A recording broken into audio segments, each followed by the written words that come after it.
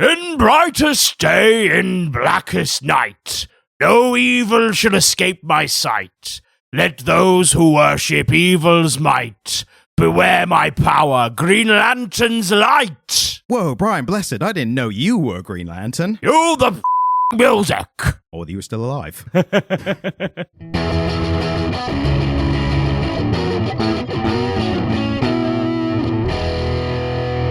And welcome back to the Comic Lyra podcast, the podcast where we comically and literally review comics. Except this week, we're making another exception because for some reason we decided the Green Lanterns TV show, also known as Lanterns, was good enough to do an episode on. There's a very good reason for it. It's because people like it when we review movies. And, well, movies, but this is a TV show, so this is going to be a little bit of an experiment episode. New territory. In a way. So, this is a new Green Lantern TV show. It's the only Green Lantern TV show ever made. Oh, because there's movies, isn't there? The only other bit of media is the Ryan Reynolds movie. This is the first time Green Lantern's being portrayed on the small screen. Yes, and good. Well, we don't know yet. We've not reviewed it yet, Ryan. I don't know how I feel about it until I talk about it. Yeah, what's the fucking point in just being like, it's good? They could just go watch it instead of listening to this. That's the spoiler, is someone's just tuned in like, oh, check out this podcast I've subscribed to but not actually tried any episodes of yet. Ooh, I wonder what they think of Green Lantern. Good. Oh, got that. I can just stop now then. Yeah, literally. Cheers for listening. Goodbye. Cheers for the listen before the ads roll, even though we don't have ads. So should we do like credits? Should we credit the writer and the director, I suppose? I know a couple credits off by part. I think the main people to credit with this are the creators, I suppose? Yes. So the showrunner is Damon Lindelof. I think I pronounced that correctly. That's the name. Yep. He has done a lot of stuff in the past. He's most well known. Everyone's done a lot of stuff in the past, Ryan. We've all got pasts. Be more specific. We've all got histories. We've all done shit. We've done stuff. I took apart a phone covered in piss today. Like, we've all done things. That's like, we've all got dodgy pasts. Dropping phones in toilets. You know, the rest. Drop my phone in a toilet. I was so upset. That new listener is like, now I'm definitely not listening. Yeah, Jamie, honestly, mate, I stink of piss. Unprofessional. I had to take apart a piss phone. David Lindelof. Yes, he is... I was so wrong. Can you say it again? Lindelof. I think. He is most known for being the showrunner for the show Lost. Oh, shit! Yeah. He did one of my favorite TV shows of all time called The Leftovers, which is a show about if the rapture happened, but you're not sure if it's the rapture or not, but it's all the people left behind. Yeah. And they're just like, what do we do now? And just get on with life.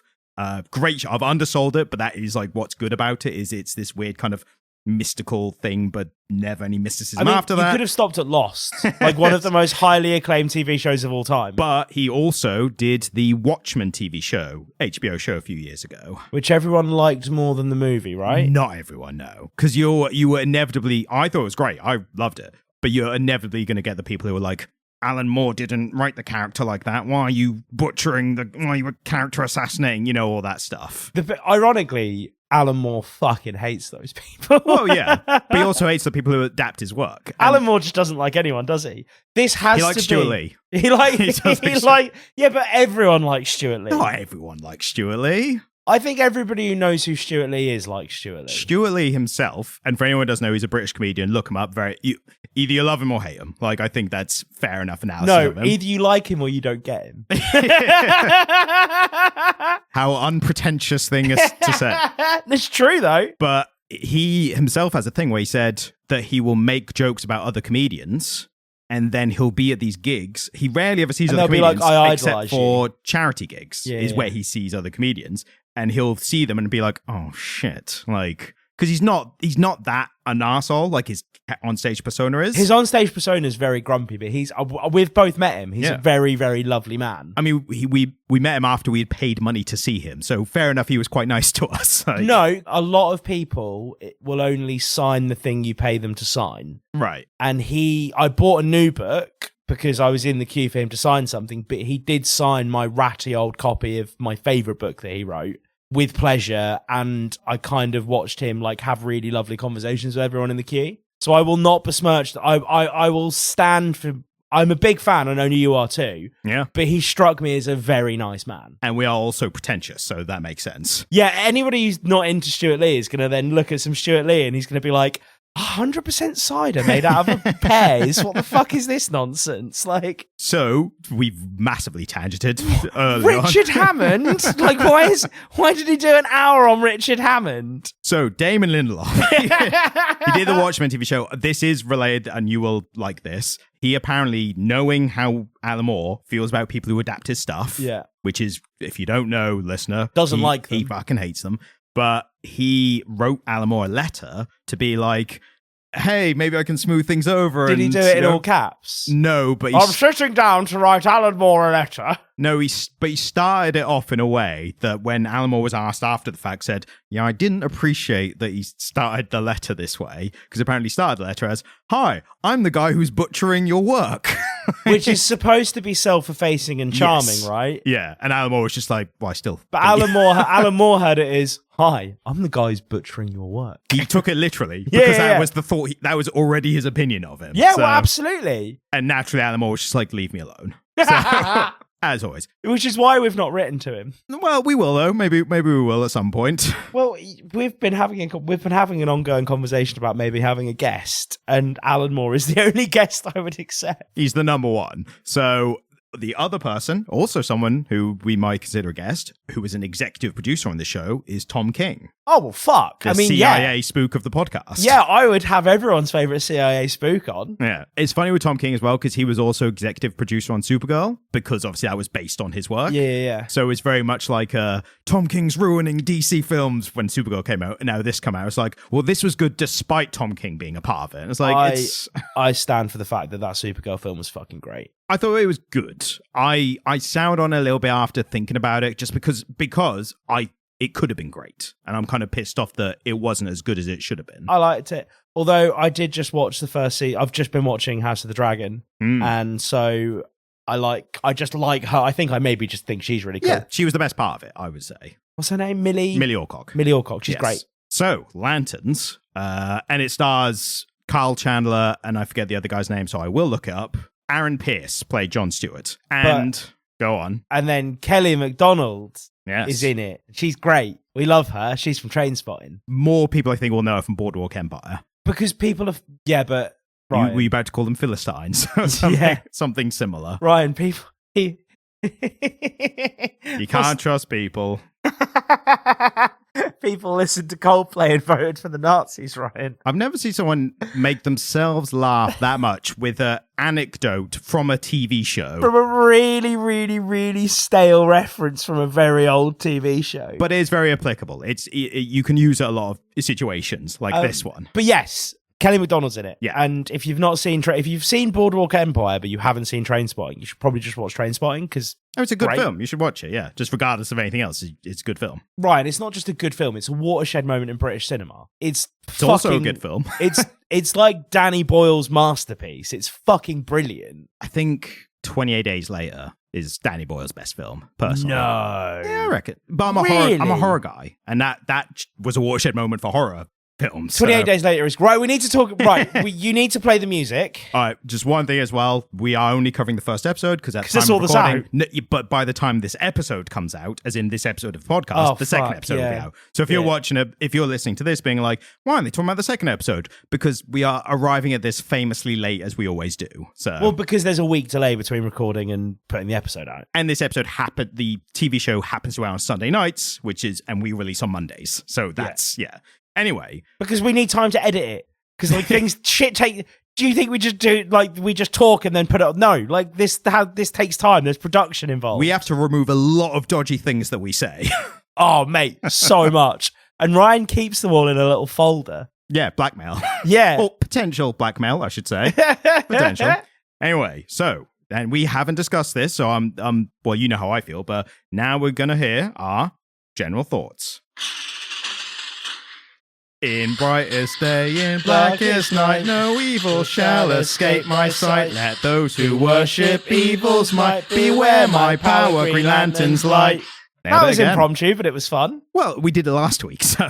Oh yeah, we keep doing it. The bit stops being funny, doesn't it? Should we keep doing it even though we're not covering Green Lantern stuff? Ryan. So, what did you think of the first episode of Lanterns? Potentially, this could be my favourite superhero adaptation ever made. Wow. Depending on how the rest of the season goes. I think it's raised a really high bar for itself, which is great. Based on that first episode, this could be one of the top pieces of superhero media ever made. Yeah. I honestly think it tonally was so different to everything else that was out there. I think it struck a really, really human tone. The characters are really fleshed out. Well, they're not fleshed out yet. I don't think the characters are really fleshed out. They're very interesting. I think there's a lot of room to grow with them. The characters feel real. Yes. Is what I would say. They're multi-dimensional. Yeah, the characters aren't fleshed out at all. Like, actually, we've had very few character revelations here.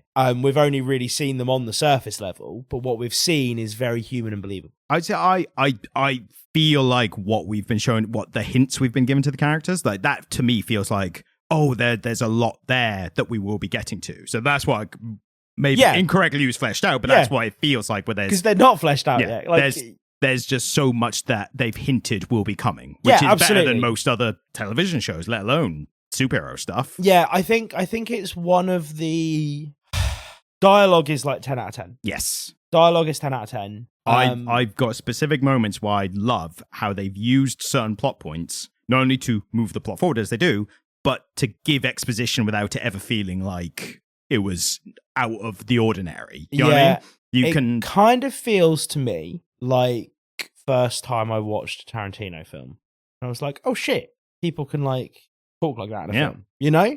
Yeah. Talk more realistic. Yeah, absolutely. And I know that's silly because I've watched like The Sopranos and Game of Thrones But I think it's because of shows like that we've got this, because it raised the bar for television in general. And now you've got a show like this, like we can do super shenanigan Green Lanterns, but we can give it like the dialogue like prestige TV. You've hit the nail on the head. I really feel like this, based on this first episode, if they keep this quality up for the whole season and they pay it, because they're hour-long episodes, which is rare for American TV, isn't it? Not for prestige TV, because like Mad Men, Sopranos, that's always been, if not an hour, like 45 plus. Yeah, Mad Men is 40-ish. I know that because Mad Men's one of my comfort shows, isn't it?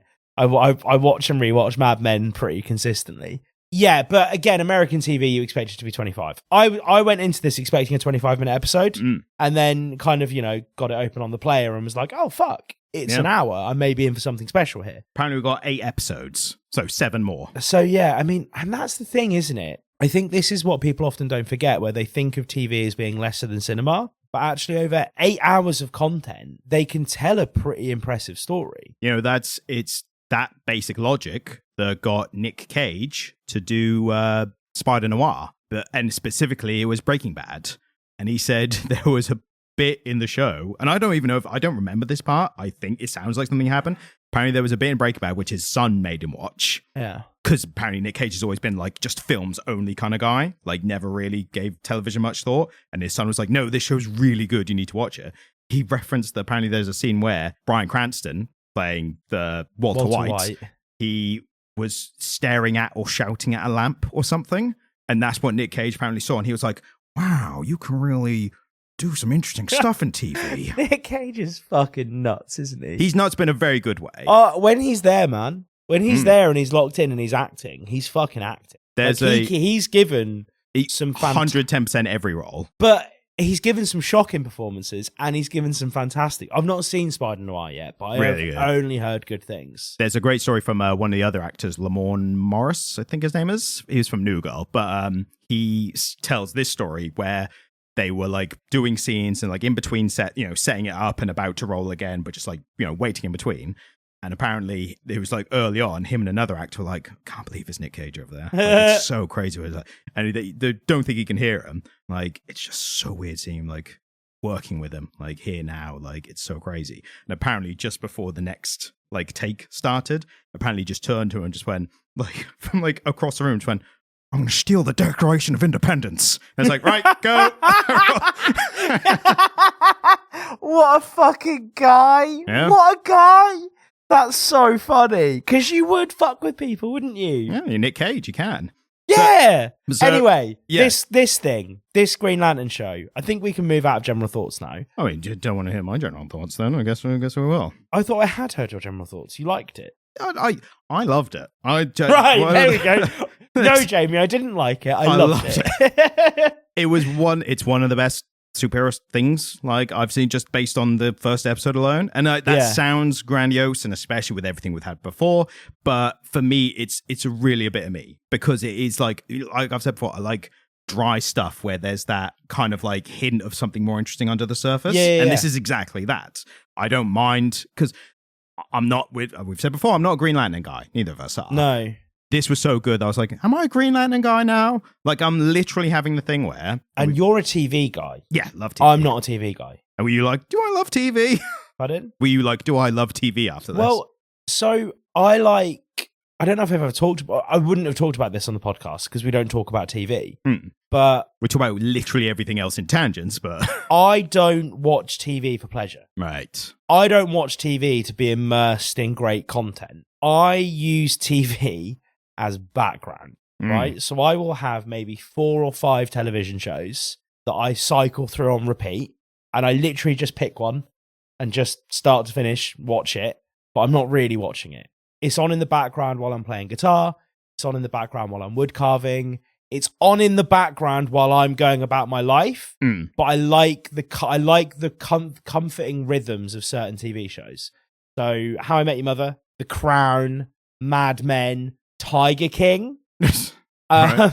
So Tiger King, Tiger King, The Sopranos, Game of Thrones. You can pretty much guarantee that at any given point in my life, I will be at some point in rewatching one of those TV shows, but I may be actively watching about 1% of it. Right. I just like the background noise of a familiar set of characters having a bunch of conversations I've already heard, because I know what emotional state it's going to put me in, and it gives me headspace to like go about my day. 9 times out of 10, the fucking volume's down on it, and I've got the subtitles on, and I'm literally watching it silently while I'm playing guitar. Right? Like, I'm not interested in TV. Like, I don't watch TV, right? Like, I have a streaming service at a time. Yeah. And I literally pick it based on which of my comfort shows I want to watch that month, right? Watching this, I was like, oh, this is the first time I've been engaged in a TV show in a long... I say that. I am currently watching House of the Dragon. Yeah. And really enjoying it. But other than that, this is the first time I've like watched a new TV show and really loved it in a long time. I said before, like, I will like have my phone when I'm watching stuff, and my kind of I've made it my benchmark for, is this what I'm watching so good that I don't want to be on my phone? Because some people are like, oh, attention spans and TV shows, they need to dumb out. It's like, no, I need them kept to this quality. And then if I miss a bit because I'm on my phone, I then have to go back and play again and put my phone down. Because then that's how I know it's good, because it's made me want to do that. I must admit, while I did watch this TV show, I was prepping for a gym and took on the next gym in the Nuzlocke I'm doing. But that's about as much attention as you can expect me to give a TV show, right? Yeah, it's the most amount. You were probably doing those when your partner was giving birth. No, I did. I must admit, I was present for that. Like, I was, but that's the baseline, right? Did she thank you for being so attentive in that moment? No, do you know she's never thanked me, Ryan? Sad state of affairs. God, she listens to this podcast. Just for reference, your partner doesn't need to thank you for being present in the birth of your child. At least we're not doing the Jamie has multiple girlfriends bit anymore. So no, now we're doing the he isn't grateful for her birthing his child. I think that's probably worse. That's a good new bit. I think she'd rather I was fucking cheating on her. Nah, that's a better bit, actually. Well, the problem is I wasn't cheating on her. I was cheating on my original girlfriend with her, right? Yeah. That was the problem. The one first in last hour, whatever. I just love the idea that in all that time that we were joking about me having multiple girlfriends, we were working from the assumption that the one who had my child wasn't my main girlfriend. The side chick. That's so Andrew Tate, it hurts. I mean, look, if the numbers ever get bad for us one day, and luckily they haven't, knock on wood, but if they ever get bad, that is the direction we're probably going to go in. Oh. Guaranteed numbers. We haven't discussed this, Ryan. I'm not comfortable with that. I just assumed you were on board. I would rather go Joe Rogan getting weirdos on to guest with us than Manosphere. Yeah, but we can do both. Like, no.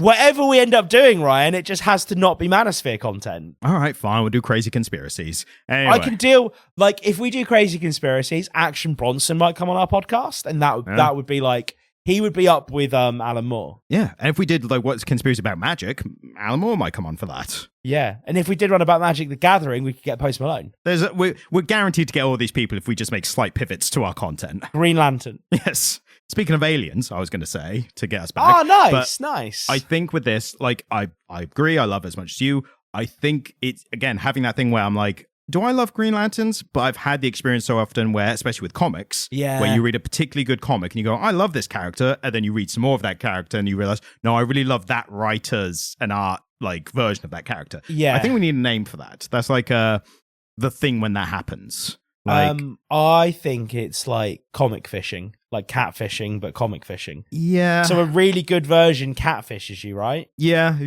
Character fishing. Character fishing. Yes. Yes. So yeah, I got character fished by this in a way. Yeah, a little bit. I almost got character fished into being a Green Lantern fan. Dude, that's great. Like we coined the fuck out of that. That's the thing now. If we just keep saying it. You did a great job, Ryan. It was a dual effort. We workshopped I suppose there was like a back and forth, wasn't there? It was character fishing. It was a collaboration with synergy.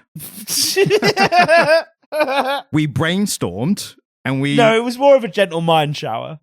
Yes, and we created a solution. Character fishing. Yeah, we coined a term, and it works. And now we're patting ourselves on the back for way too long. This is good enough to character fish you. Yes, I fully agree. I agree. I got character fished so hard that I genuinely Googled today. You sent all your money. No, to an Nigerian prince. To someone who claimed to be a Green Lantern. Yeah. Help! It's me, Hal Jordan. I need your help fighting aliens. I need $500 to get home. I need you to buy me Amazon gift cards. And he's like, and then I'm like, prove your Green Lantern. He's like, in greenest day. In lanternest night. Good enough. But I genuinely Googled buying a Green Lantern ring. I was like, how much? I was just like, how much is it? To get one that looks exactly like the one in the show, how much is that? Because I think if it's within a price range that I agree with, I wouldn't mind just wearing one, especially while we record as well. That's really fun. Yeah. Was it expensive? Depends on the quality. Like you get cheap ones for cheap and they're shit, or you get really good ones for like £50 to £100, depending on. Made out of what? Like metal, like silver? proper, not silver, but metal, I assume. Like either a titanium or a stainless steel. Presumably, yeah. Yeah, that's pretty cool, actually. That maybe if the show goes on and it maintains its quality all the way, when the last episode comes out, we'll talk about it again, and we might get lantern rings to celebrate. So it's on the table. So specific thoughts. Yes. I don't necessarily want to go as granular as I think you probably do and go through the whole plot of it. Not necessarily. There's just individual parts. The plot is this entire episode is set up, right? Yeah. All I really want to talk about is the great ways that they either introduce stuff or what it tells about the characters, those kind of things. So the first scene I want to talk about is kind of halfway through. Okay. Annoyingly. Fair enough. But Hal is in a prison cell essentially interrogating an alien. That's near the end. It's also a part I really want to talk about, but that's like right before the end. We'll leave that then. No, we can talk about it now. There's one thing we're going to save to talk about at the end. Yeah. That's the only thing. So, and if you're listening to this and if you haven't watched it and you just want our thoughts, I think it's safe. You can listen to us talk about the first episode and then continue the series and not be spoiled for the remaining 7 episodes. Like, there is only one episode out as the time we're talking. By the time you listen to this episode, there will be twice as much content as we've physically been able to talk about in this episode. Yeah. So we cannot spoil it for you. Exactly. We can only spoil the first half of it that exists. We're only spoiling the first episode, but because it's so good, and why would you listen to this if you haven't? Also, we're fucking reviewers. Like, what else are we, like, I understand Ryan is a bit more spoiler sensitive on the podcast than me, because my opinion is that you've come to listen to a podcast about it. You're okay with having it spoiled, because how the fuck else do we talk about it? I think we've established there are ways to talk about films more so, especially. You could talk about like the first 2/3 without spoiling the last third. Yeah, but I think that's super arbitrary. That's just an arbitrary like point that you've decided on. What if it's shit until the last third, and then you have to be like, oh, the film's really shit? That's way more interesting to talk about, and you can divide it up more easily. You talk about the good part, which is not a spoiler part, and then it's like, we're now getting into the shit part where the spoilers are. Yeah, okay, fair. Anyway, we're talking about it all. So, what did you want to say about the scene where Hal Jordan is interviewing a suspected alien? It's the kind of thing you don't often see executed well. And I think it gave me the same feeling that I get from something like a Sherlock, like the end of a really great procedural where it all comes together and you're like, fuck, that's what he was getting at. And how very obviously it's intelligently written. Yes. And that negotiation scene really gave me that. Interrogation scene, really gave me that. And it was kind of the point where I was watching it that I went, okay, yeah, this is good. This is going to be good because they've done this well.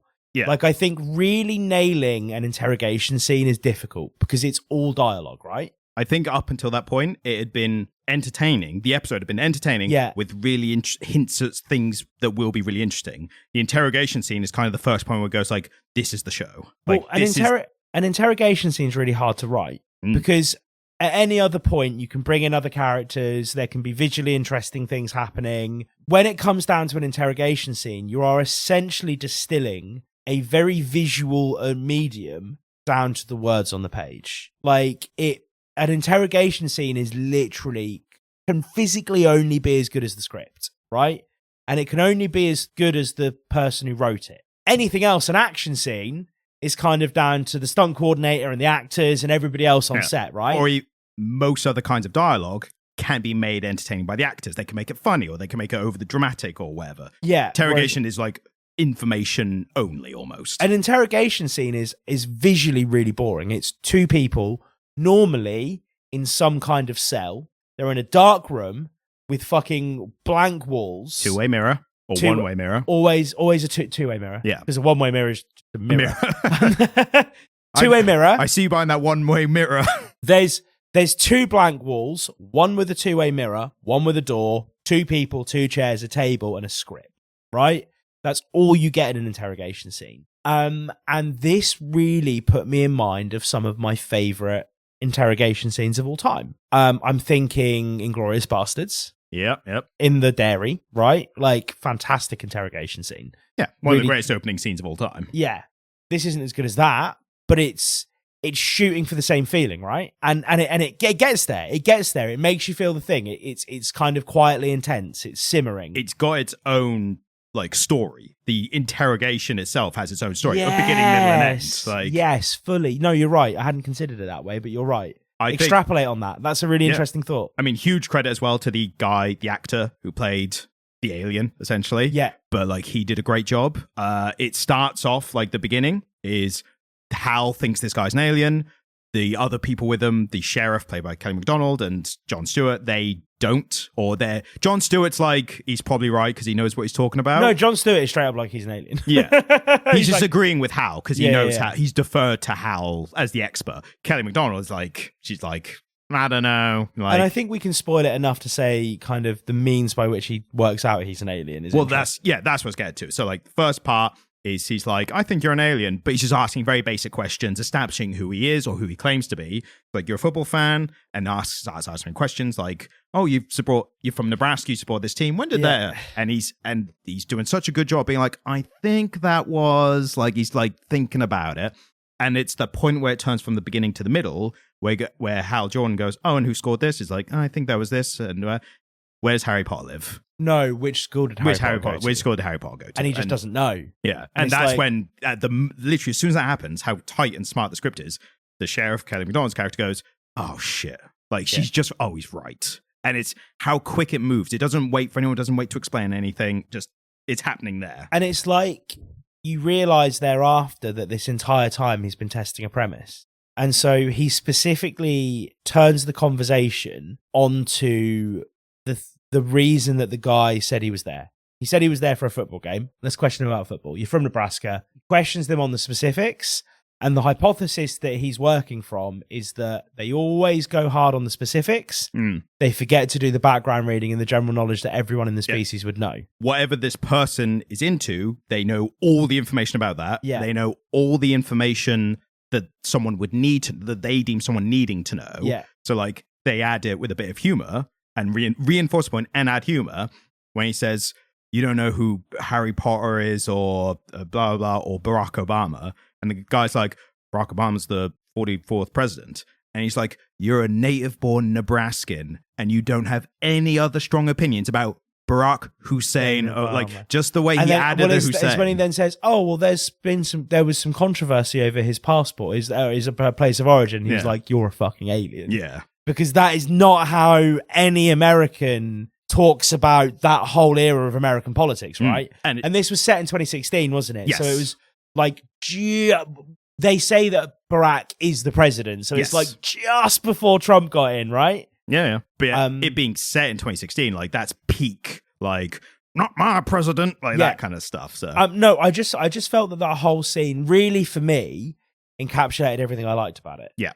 And then that being the middle part, that's the reveal, like the halfway point, the reveal of, and then that's when it shifts, because then the actor does such a great job. He goes from pretending to be Nebraskan human to, let's say I was an alien. And you're just like, oh shit, like I love a acting turn, like when they just switch personality almost. Well, it was that moment. Yeah, I mean, again, that really put me in mind of that moment in the Spider-Man film that I loved, where Zendaya's character MJ, her face completely changes, and you realize that she's being controlled by Sadie Sink. Yeah, right. Yeah, it really reminded me of that, and I'm fully with you. Like essentially watching the same actor play two characters. Kind of the way you feel when you watch Legend. It's actually a bit more Tropic Thunder, because he's a dude playing a dude pretending to be another dude. So. I mean, again, anytime you get to see an actor play two characters in a thing, particularly if they get to switch between them, I'm thinking Jim Carrey in Me, Myself, and Irene. Yes, because he has split personalities, or like Tom. You're going to have to narrow down a lot more than that. From London, big guy. Tom Hardy in Legend, the craze. But you never see him switch in that. You never see him switch, but you watch him have scenes with himself, right? Yeah. And again, I just think it's really great watching it. It's really interesting watching an actor do that, the process behind it. And again, that whole bit where he basically says, yeah, my skull has got a neutron bomb in it. I will take this city out. Yeah, it's such a good turn as well, because that point, Hal is just still kind of not that bothered. But when the alien's he's like, I'll contain the blast. The alien's like, have you got enough power in that? And it becomes like a bit of like was it like Clint Eastwood? Like, maybe I fired 5 bullets, maybe I fired 6 bullets. But Hal's bluffing. He's like, yeah, I've got enough power. And you're like, as the audience, you're like, does he? Like, we don't even know. We've not seen a lantern. Yeah. When did he last charge? Yeah. But yeah, it's like that.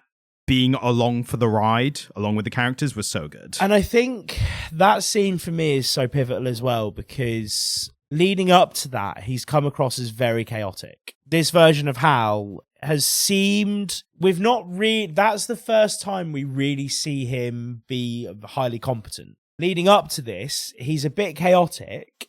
We've never seen him be fully incompetent. Yeah. But we've not had his competence displayed to us yet. It's this scene where his competence is truly displayed to us, because ultimately, leading up to this, he seemed a bit chaotic, and then he's gotten himself arrested so that he can go and question this guy, and everyone else is like, this guy's not a fucking alien. And then he questions him, but works out that he's an alien, and this is where his competence is proved. Yeah, it's definitely proved, because it's a hypothesis he's had since the beginning of the episode, and it's confirmed at that point. Yeah. But also, that's a great scene when he's getting beaten up, and he plays the song over and over on the jukebox. Yes. But what's so funny, and leading into, I think, a really good point as well, the relationship between Jon Stewart and Hal Jordan in this. Yeah. Because Hal is like, right, I'm going to go get fought by those guys, and I'll get thrown in jail, and I can question the guy. And he's like, those guys are going to beat me up pretty bad. So whatever you do, don't come over and help. And Jon Stewart's like, yeah, fine. And Hal's for a little second like, well, care a little bit. Well, Hal says, like, it's going to look like they're beating me pretty bad. And he's like, yeah, cool. Well, what he does is just sit there and get laid. But I was going to make a point of when he gets put in jail, Hal Jordan, someone mentions like, yeah, we stuck him in a broom closet because we knew what he was doing. Well, so Kelly MacDonald's character says that. Yeah, so it's a smart plan. Sheriff. We'll call her Sheriff. Can we take a minute to talk about how amazing her accent work is? Because Kelly MacDonald is Scottish. Yeah. I mean, to be fair, we don't know how good the Nebraska accent is because we haven't heard many Nebraskan accents. We've all seen The Big Bang Theory. We've all heard Penny. Is she Nebraskan? I didn't even know. That's the point proven, really. Yeah, no, I mean...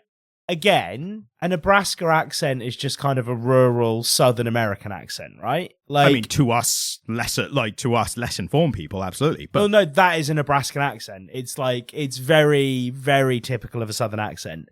when you think of a Southern accent, you in your head, you're probably hearing a Nebraska accent. Well, it could be Virginian, could be Georgian, could be, maybe not Kentuckian, because that's Foghorn Leghorn. And I say. And I think you're approaching this from a very British perspective, where you only need to drive 20 miles to find somebody with a wildly different accent. But by the same virtue, two people in America, a British accent, like really it's posh or Cockney. Like those are the two, really.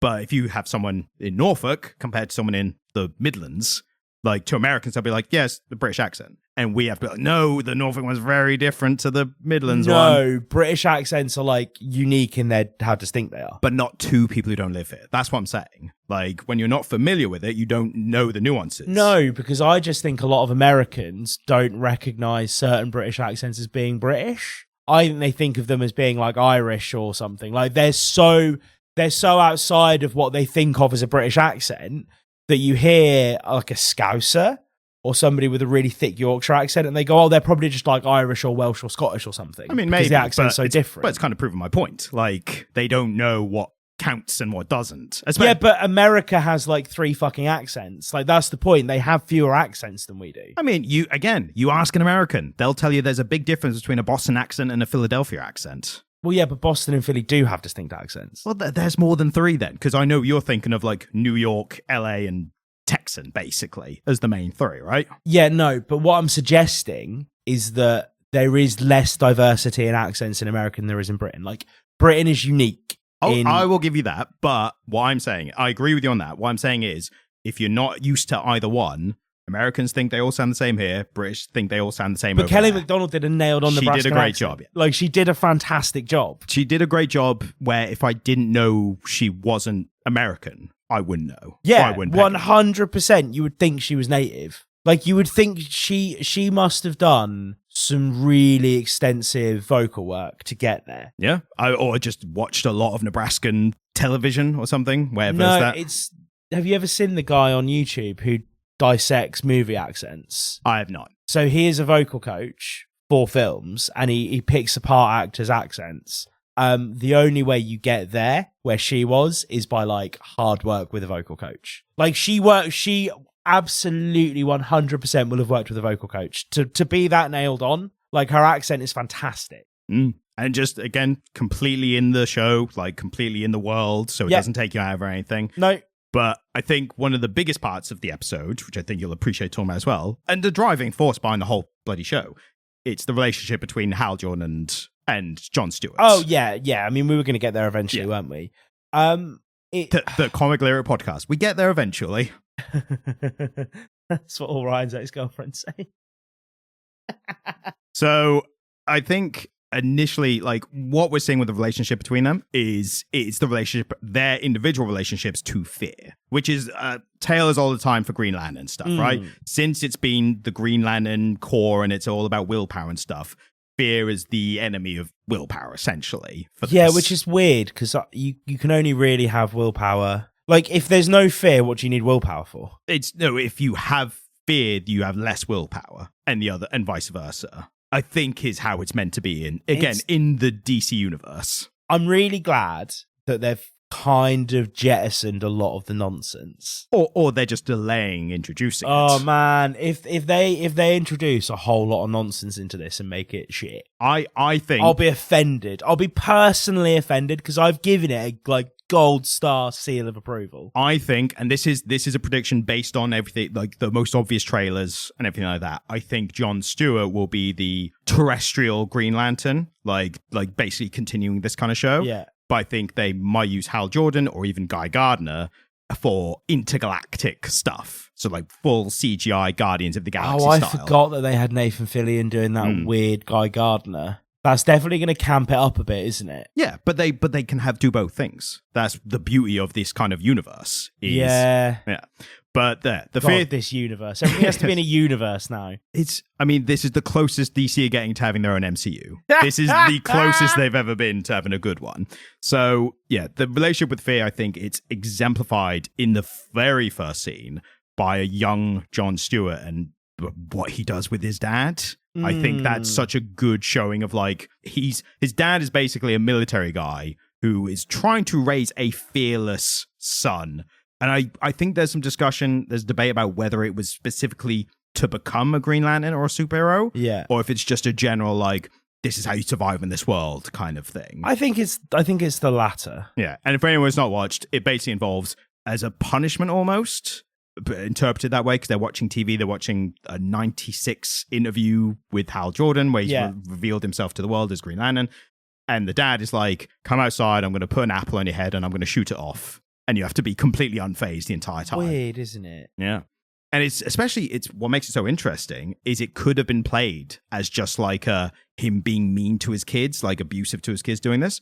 But the fact that John is just like completely fearless doing it, and then afterwards, Dad literally brushes the remaining apple off and goes, "All right, let's get some food." Like, it's like a closeness because of it as well. Yeah, and I'm not saying that justifies it. I'm saying it makes it very interesting. He's doing something that on face value seems really twisted, but is clearly the means by which he chooses to show affection. Or that he feels it's something he has to do. Like, you would discipline a child generally, like that's part of being a parent. But his version of that is something that most people would see as very extreme. Yeah, no, I fully agree with you. It's I have conflicted feelings on it. Which I think is the point of it. Yeah, and that's where I was about to go. Yeah. I think you're supposed to. I think you're supposed to feel a bit uncomfortable with it, because on the face of it, he kind of is traumatizing his child a little bit. Even if he's doing it with best intentions, that kind of shit is still a bit traumatizing.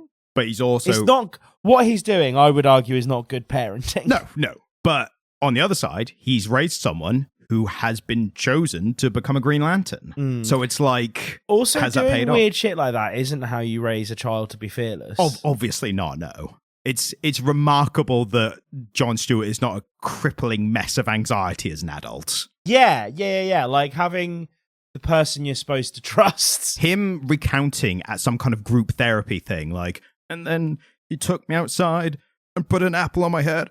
And like, that would be a really emotional, like, oh my God, this character's had such a traumatic past. Yeah. But the fact that in the beginning, he's just like, all right, let's go. Like, and maybe it was traumatizing for him. Yeah. Again, like, that's something they could do in the future, or it could be not traumatizing for him at all. Well, again, I think I would really love for them to dig into the fact that moving through the world with no fear is actually really unhealthy. Well, that they kind of summed that point up by the sheriff saying it in Behind the Glass during the interrogation, because she's like, to John, she's like, why do you respect him?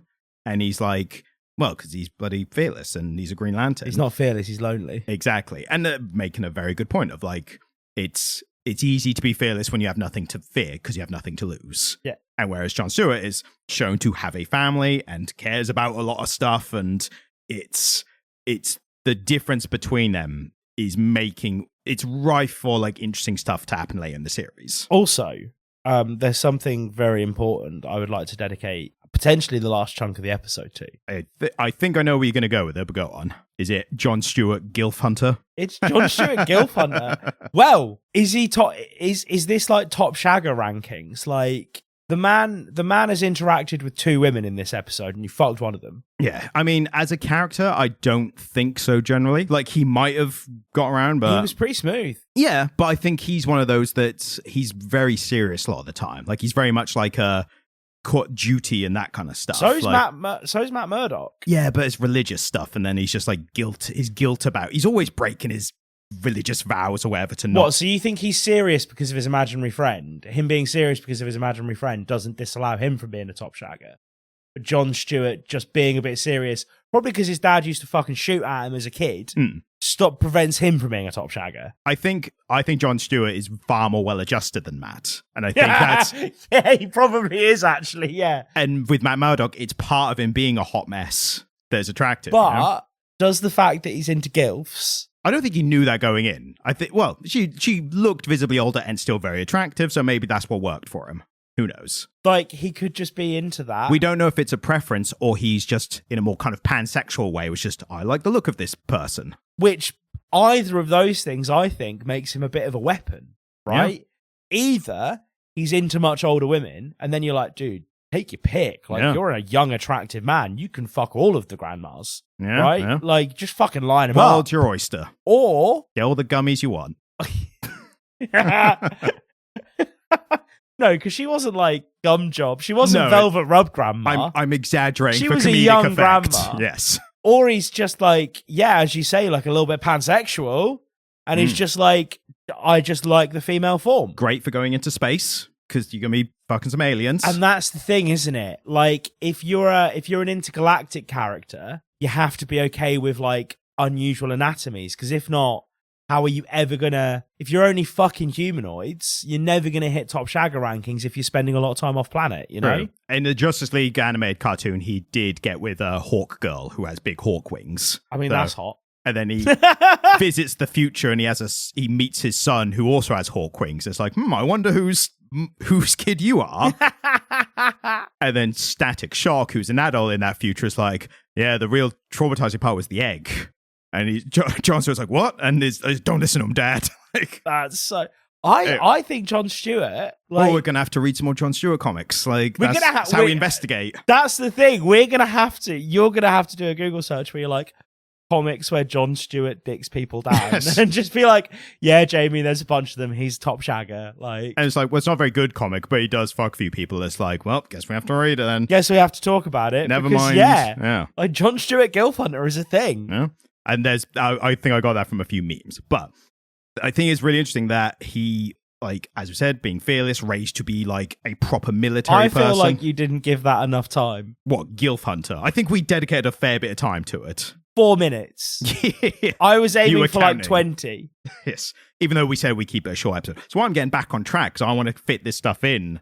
Oh God, how much more stuff do you want to fit in? I mean, only like the great bits about it and remarking how good they are. The fact that... I've got a home to go to. Yeah, it's always the case. But like even fitting as much stuff in the telephone call that Jon Stewart has with his dad. One line in particular I thought was so great because you don't know what it's specifically referencing, but he's talking about Hal Jordan kicking off, basically having a tantrum, and his dad saying they're allowed to have tantrums, you're not. Yeah. And immediately on the surface, I think most people will recognize that as a race thing. Like white people are allowed to be whatever, and black people have to hold themselves up to a high standard because the view of white people. Jon Stewart's always black, isn't he? Yes, yeah.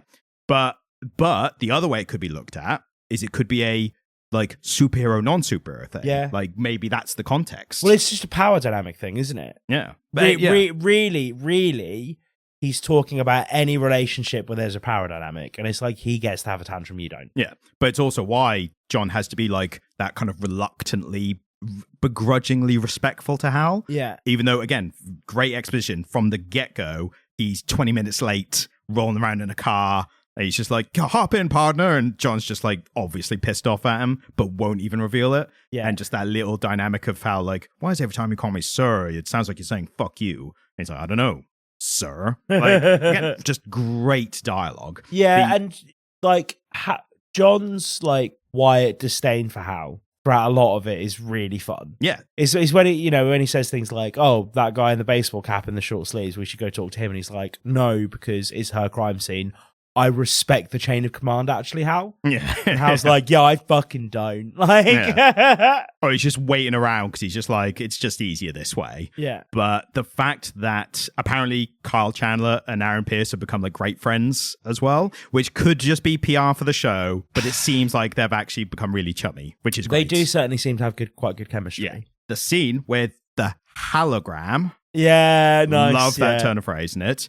But that was like a load of exposition in a thing that didn't feel like it. Yeah, well, because they did something fun with it. Exactly. And again, showing the character growth that's taken place before the story starts with Hal Jordan, like great way to show that. The fact that the dialogue, again, being so intelligent of things like, Hal's like, why don't you just fly there? And Jon's like, why do you think? Yeah. Like, he's like, oh, I've not taught you. Yeah. Well, it's basically the hologram. Yeah. They use that in the show. I only got that on the second viewing. That's what Jon Stewart calls it in the bar. Oh, I clocked it the first time round. Yeah. It's brilliant. And I was like one mon deep in a gym fight at that point. Like I was fucking, I was fighting Winona in the Emerald Sea Glass Rom Hack. Like I was there. 0 death Winona, by the way, guys. Just in case anyone was wondering. Congratulations. Thank you very much. Great gut strats with my swallow. Is when the hologram kind of outs Hal as not having been a very good teacher. Yeah. Where he's like, oh, I've not taught you that yet. Oh, have I not taught you how to fly yet? Oh, what have I been teaching you? And John's like, yeah, I know, right? Yeah. Like, what have you been teaching? And even the stuff like the hologram being like, do I trust you? Like, to give like give this message. And it's the way that John's do is just like, yeah. Because if it was somebody who's generally trying to deceive the Ring, they would have been like, yeah, you trust me loads. Like, we're best friends. It's the fact that the hologram could sense his kind of like, like that. He's not trying to deceive. He's generally like tired of his future self. That is absolutely how I get people on side when I need somebody to like. Yeah, I'm obviously not deceiving you because I'm very tired. Well, you're just like, yeah, I mean, dude, if you don't want to listen to me, you don't want to live. Like, I don't care. Yeah. This is low stakes for me. If you don't want to believe me, I'll just walk the other way. But also, like, you can trust me. Yeah. And I think not wanting to, seeming that you don't care if somebody trusts you is a really great way of earning their trust. It's like it's the negotiation thing. It's like being prepared to walk away, but it's like a kind of like an emotional sense of like, I'm not that invested. I'm secretly really invested, but if I make it seem like I'm not that invested, you more likely trust me. And the last part I'll mention, which I think you'll agree was a very good aspect of the show and will continue to be, the separatist militia part of the show, but how I thought it was so, I mean, they've done it before, like you said, even before when you saw the trailer, it's kind of Men in Black, this show. Yeah. But so it works with aliens. It is kind of Men in Black, isn't it? But aliens being a metaphor for immigrants, that you have this militia who, upon learning, so what's interesting, the timeline of this universe was kind of set in the opening text of the Superman film, because it said, 3 centuries ago, metahumans first started appearing on Earth. And then like 3 decades ago, Superman arrived as a baby. 3 years ago, he announced himself as Superman. So that's like 2022. But there's been metahumans for the past 300 years in some form or another.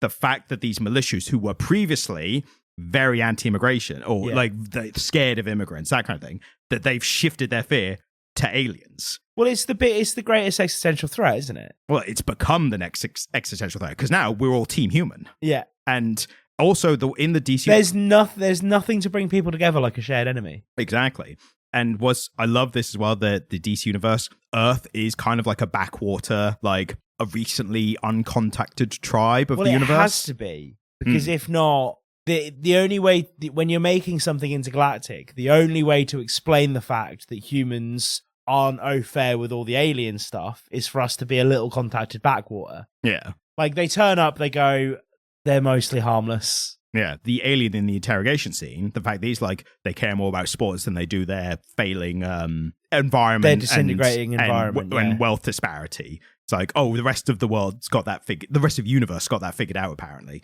But then even, like, smart script, when they're talking to the main guy of the militia, and he's like, extraterrestrial threats, we have to be, careful for them, and that's why I want to speak to you. And Hal's like, the rest of the universe is pretty peaceful, actually. But then the militia guy's like, aren't you a space cop? Like, that's like, it's why is it that peaceful? Why do they need you? Or is it peaceful because they have you? Like, it's that. But the fact that they've shifted that. Well, but that's so American, isn't it? Because it's the good guy with a gun theory. Yeah, no, exactly. But even the militia guy's kind of using that to support his point. It's like, well, they have cops, so they must have threats. Like, maybe, we need to do something about this. But yeah, just that aspect as well. Like, that's obviously going to be a running theme of this as well. I am really looking forward to I finished this episode when I first watched it, and I'm jonesing for the next episode. Yeah. Like, that's how good it was. In summation, I would say that it's one of the best first episodes of a TV show I've ever seen. Yes. It's theirs to ruin. It is there. From here on in, it is theirs to ruin. And you want to do like we did with Supergirl, we forgot to do it for Spider-Man, ending with the cinematography as opposed to starting with the arting. I think it took a lot of inspiration from. I think it took a lot of inspiration from the True Detective. Yeah, I suppose. I always just feel like TV, the cinematography is inherently less interesting in TV than it is in film. I don't think that's... because in film everything's more condensed. Yeah, but you can still use the same kind of stuff for TV. But in film they would. Films have to be cut together a lot tighter because they're telling a story of the same scope as this whole series, but in like 2 hours as opposed to 8. So in TV it's cut together a bit looser because there is just more There's more of everything, right? It's flabbier. But because they have more time, they've got more opportunity to do great things with the cinematography that they might not have had the chance in a tighter cut film. Well, no, because in a tighter cut film, the cinematography is doing a lot of the talking, whereas in a TV show, there's a lot more space for people to just walk and talk. Yeah, or... This whole show is a lot of walking and talking. Yes, there is a lot of that in there. But because it's TV, there's a lot of walk... Like, I've been watching House of the Dragon recently. There's a lot of walkie-talkie, you know? But I think TV is a lot of just two people stood on a fairly standard-looking set having a conversation, right? Yeah, but there's still interesting places they're doing it where they didn't need to. It could have all been indoors and not looked as good, but the fact that it's like in deserts and it's like that football field where everyone's like scared and stuff and how... But that's not cinematography, that's set design. Okay, but how they film it is cinematography as well. Yeah, I just don't think the cinematography... I wasn't going to mention it because I didn't think it was particularly interesting. My main point was they're borrowing a lot from True Detective, which I think is the smart thing to do because you're just taking an existing like style and just putting it over a thing that normally wouldn't be like that. So I've not watched enough True Detective to remember what the cinematography looked like, so I'm just going to have to quietly agree with you on that without actually knowing what you're talking about. I mean, you've seen it, you know exactly. It's mostly deserts and driving in the middle of deserts or indoors in like shoddy police stations. Yeah, I suppose. That's a fair point. Yeah. That's a fair point. But yeah, so, and as I said, we ending with the cinematography. So now we are in the kind of more bullshit area of the episode. Yeah, because I have a present for you. You do. And I didn't let you see the GIF. No. So what I want you to do, Ryan, and we can leave this in because it's only going to take me a second, or we can cut to when I've got the gift in front of you. Okay. But I want you to close your eyes. It depends if you make any noise while you're getting it, whether it gets left in or not. Because if it's silence, I'm obviously going to cut it. Okay, so what I'm going to do is I'm just going to keep shouting because this is good. Like, the microphones will pick this up, won't they? Great. I mean, they might. Right, so what I want you to do, Ryan, is describe it's in front of you. So I would like you, Ryan, to describe what is in front of you. It is a brown paper wrapped package or present, essentially, with a string bow. So it's a brown paper package wrapped up in string. Yeah. You put it on a laptop and thank God it didn't to press any buttons like stop recording, delete entire episode. So this is a gift that I bought for you today. Okay. Should I open it? Yeah, because I just thought, well, you love comic books and you love comic book stuff. Doesn't feel like a comic book. No, but I just thought you'd really like this. Feels like a DVD. Does it feel like a DVD, Ryan? A little bit. It's not the same weight. What potentially might I have bought you a DVD of? Do we think something comic book related? Do we think potentially some kind of superhero related? Potentially. Yeah. I just thought that you'd really like this. It's especially impressive a gift because it is a DVD of Fantastic Four, not the recent MCU one, not the one before that with the Josh Tranks, that one, but it's from the original, but it's not the first film, because that would make too much sense getting to the first in the series. It's Fantastic Four Rise of the Silver Surfer, which actually I quite enjoyed as a film. Oh, no! I think it's pretty good. Do you know why I got it for you? Because you thought it was so bad. Well, no, it's because I saw it today, right? And I thought that it was the kind of thing that like a grandparent would buy you. Because they'd be like, I heard you like those Marvel films. Yeah, and then they give it to you all excited, and you're like, it's the wrong Marvel film, Nan. It's not even one of the MCU ones. I got you Fantastic Four on DVD. It's like, oh, wow, those are pretty expensive now, because DVDs are like, thinking it's the MCU Fantastic Four. It's like, oh, Rise of the Silver Surfer. And I just saw it, and I was like, it would be really funny if I gave this to Ryan on the podcast, and my partner was like, you have to give it to Ryan on the podcast. So that's why you now have a copy of the second... And some would argue the better of the two films, to be fair. It is the better film. Yeah. But I just saw it and thought of you, Ryan. A great depiction of the Silver Surfer. Very comic accurate. And they did a really good job. And the guy, Doug something, I think his name is, he also played the fish monster in Hellboy. Yeah. And the fish monster in the Guillermo del Toro film where the woman fucks the fish. Yeah. The woman does fuck the fish, doesn't she? She does, a lot, actually. It's kind of the main thing of the film. Still a really good film. Despite the fish fucking, but I just thought that's now in your now in your house, Ryan. Captain America, pre-Captain America, young Chris Evans. That is a young Chris Evans. Yeah, And he reprised the role years later in Deadpool and Wolverine. I know, right? So I just thought you'd enjoy that. Jessica Alba, who apparently hated dyeing her hair the platinum blonde in the first one, so she had to wear a wig in the second. You would, though, wouldn't you? Like, it's weird she didn't wear a wig in the first one. That's the thing. Yeah, like, you wouldn't bleach your hair, because that shit's permanent, and it does your hair no good. They were very early days in superhero films. So it's like all these crazy looks and stuff. It's like, well, we'll dye your hair. Like, oh, this is a really unnatural color and it's done a number on your hair, actually. You wanted to do comment corner, didn't you? We got a few comments from some dedicated listeners. Are you going to do the thing? Oh, of course, yeah. Thank you for reminding me. Well, we can't go into comment corner. We can't go into comment corner without announcing that it is comment corner. So we've got one from a regular commenter which said, the Lantern's Who is it from? Lance Ariata. Yes. The Lantern's Oath bit during General Thoughts needs to be a thing going forward. Glad we did that. Yep. Whenever you guys cover anything Green Lantern. Maybe every episode. Do you know what the best bit is? Ryan had already read this comment. I hadn't. And I sat down to record and went, I want to do the Green Lantern Oath as Brian Blessed for the cold open. And you were like, yeah, do it. And then Brian Blessed actually turned up and did it, which was the craziest part. I know, he stole my thunder. Yeah. Brian Blessed just turned up in his full fucking outfit from Flash Gordon. Yes. And just did it. Fly, whatever he says. And then they went on to say, also, Lanterns is so good, we need to hear your thoughts on this show. What a surprise. What a shocker. Literally.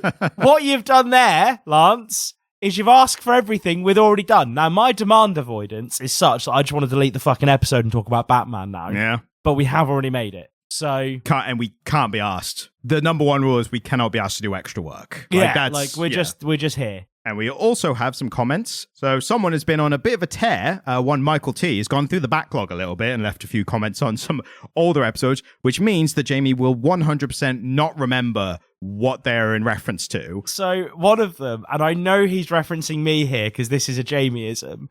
Cockwomble might be my new favourite word. Great episode. That was the X-Men God Loves Man Kills episode. Right, yeah, cool. Cockwomble. Clearly I use the... I like Cockwomble. Actually, I do. That is a Jamieism. That's definitely going to be Ice Slayer too. I like cock. I do. But now you've got me saying it as well. I do. So, now I can do it to you. Yeah. I'm sure you're going to download the episode and edit it. Use a fucking YouTube converter to download my own podcast.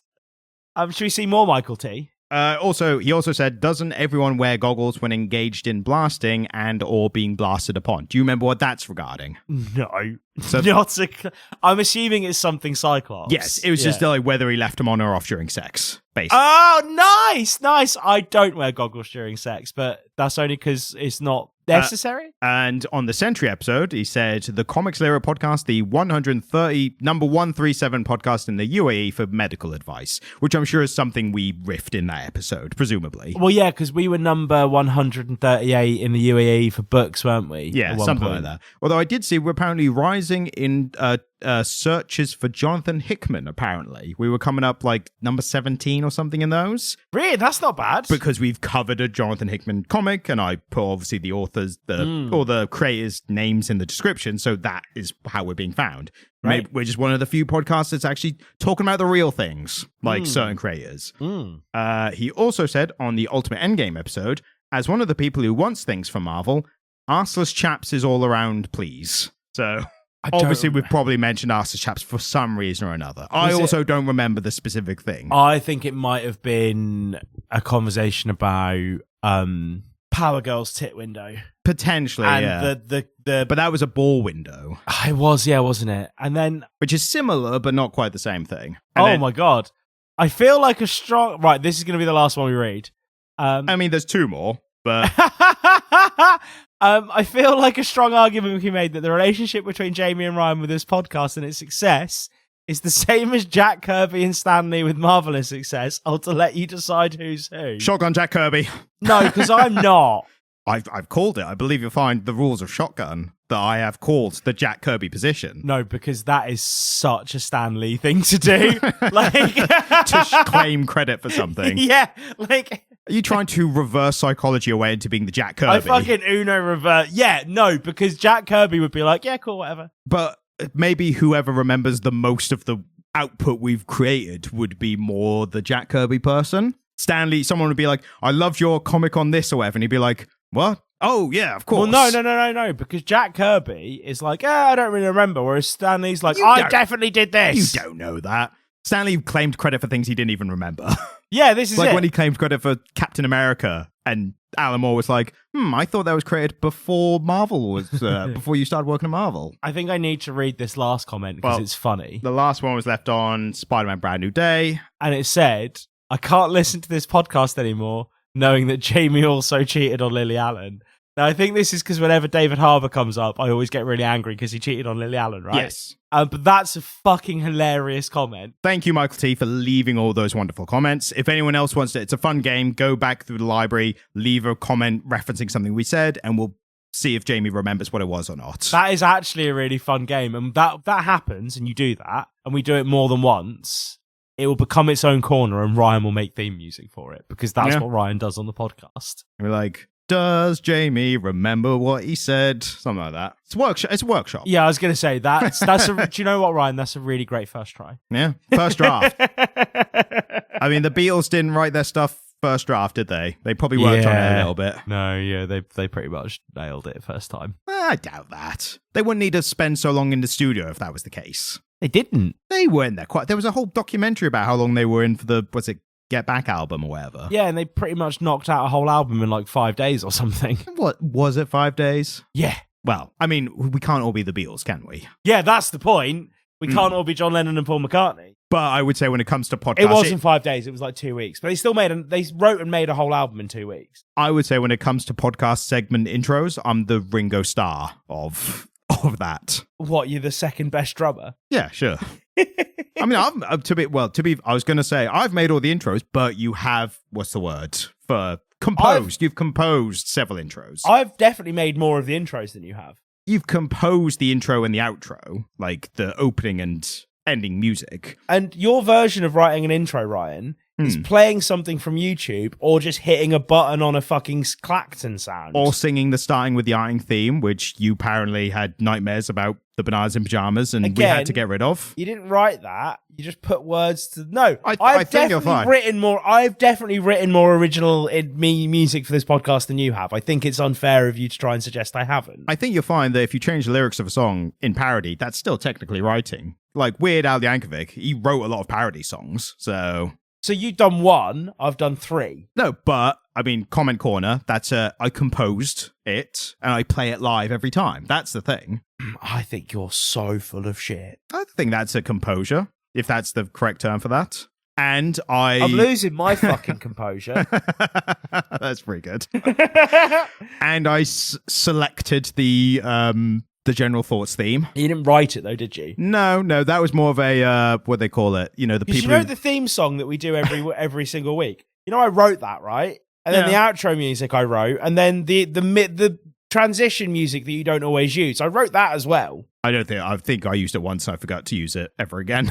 But we don't leave spaces for it because we're so, chaotic. Phonetic. Phonetic, yes, exactly. So write in who you think is the better composer. They're all going to pick you. No, because I think... No, the audience love doing this. They just side with Ryan for the shit. They side with you because I get annoyed more often. There also might be a chance that they just side with me because they will agree with me on more points. No, but this might be not possible. If they agree with you over me, there's an ulterior motive. It's not because you're right. I think if it wasn't for me being me and supporting my side, I think you have a better chance of winning for actually composing original music. Because I have. Yeah, so let's put it to the audience. I don't like doing this anymore. This used to be fun. And also, who is the Jack Kirby and who's the Stan Lee? Don't know. Like, that's not fair, because one of those people is cool, the other one's Stan Lee. I'll give you a Steve Ditko. You could be Steve Ditko. Yeah, I'll take Steve Ditko. Because apparently, early Amazing Spider-Man, after like the first 10 or 20 issues, what happened was Ditko was doing almost all of it, including the storyboarding, which is basically the storytelling. You didn't need to sell it anymore. And Stan Lee just did the dialogue. Yeah, I like Ditko. Well, there you go. He was great. Jack Kirby, Steve Ditko. There you go. Who's Stan Lee? Alan Moore. We have to write and tell him. That. Yeah. No, we have to write him a letter and be like, I butchered your character. And now I'm definitely not coming on the podcast. Well, I mean, he's he's considering it. Yeah, our people are in touch with his people. I've heard through some back channels that he's like interested. It's like a negotiation like between countries. It's very delicate. Yeah, between Alan Moore and the Comic Literal podcast, there's been we've been kind of doing the corporate version of flirting for like 4 years now. Schmoozing. We've done a bit of schmoozing. I feel like if you actually took everything we'd ever said about Alan Moore, condensed it all down, it's mostly just us talking about his magical prowess. A little bit, yeah. We're overwhelmingly positive about Alan Moore. The man is a fucking wizard. Bearing in mind, most of the things we discuss about him are not the quality of his work, which we both agree is very high and he might be the greatest comic book writer of all time. Yeah. But most of the time we talk about it, it's either that he's a wizard or that he hates us. Would hate us and hates people like us. Those are the main two topics. But maybe, if he hears that, he might be like, I am a wizard, and I do hate them. So they know me. They're pretty on the money, actually. These guys know their fucking shit. I will appear on the podcast. Also, we've only ever had positive things to say about Alan Moore comics we've reviewed. Yeah, absolutely. We've had critiques. Have we done From Hell? No, we've only done League of Extraordinary Gentlemen, Killing Joke, Watchmen. I think that's it. This year, I want to do, we'll do Swamp Thing at some point. Well, we need to do From Hell. Yes, we'll do From Hell as well. No, actually, that's one of the few I haven't. Fucking incredible. Yeah. It's really fucking good. I know it will be. It's on my to-read list, which is really fucking long right now, so... Well, it's always really fucking long, isn't it? Yes. I think we've hit a natural end to the episode, which is rare for us, because normally we've got to be like, right, stop talking, let's go. But I think this is... halfway out the door trying to leave. Like, can we just stop recording now, Ryan? He's putting his shoes on, and I'm like, yeah, but what about when they did this in Green Lantern? What about this in Lanterns? What about when we see the ring for the first time? I mean, that is a great, with the car moment. Yeah, where he took off the hill. No, It's really good moment. No, we've now put a little bit of useful content so far at the end that we have to leave all that nonsense in that led up to it. Yeah, that's how editing works. It's like you either leave it all in or you cut it off and take everything from that point onwards. Yeah, that's how editing works. That's how it works. I'm winking, everyone. To you, the audience, I'm winking. That's how it works. Yeah. Bye. All right, bye. And thanks for listening. If you enjoyed this episode, then please subscribe to get notified of our future episodes as well. And if you're feeling particularly generous, then please leave a 5-star review on whatever podcast app you're using. If you'd like to get in contact with us, then send an email to comicliter@gmail.com. You can also watch videos by me on the Comic Stand YouTube page, which is linked in the description. Thank you, goodbye.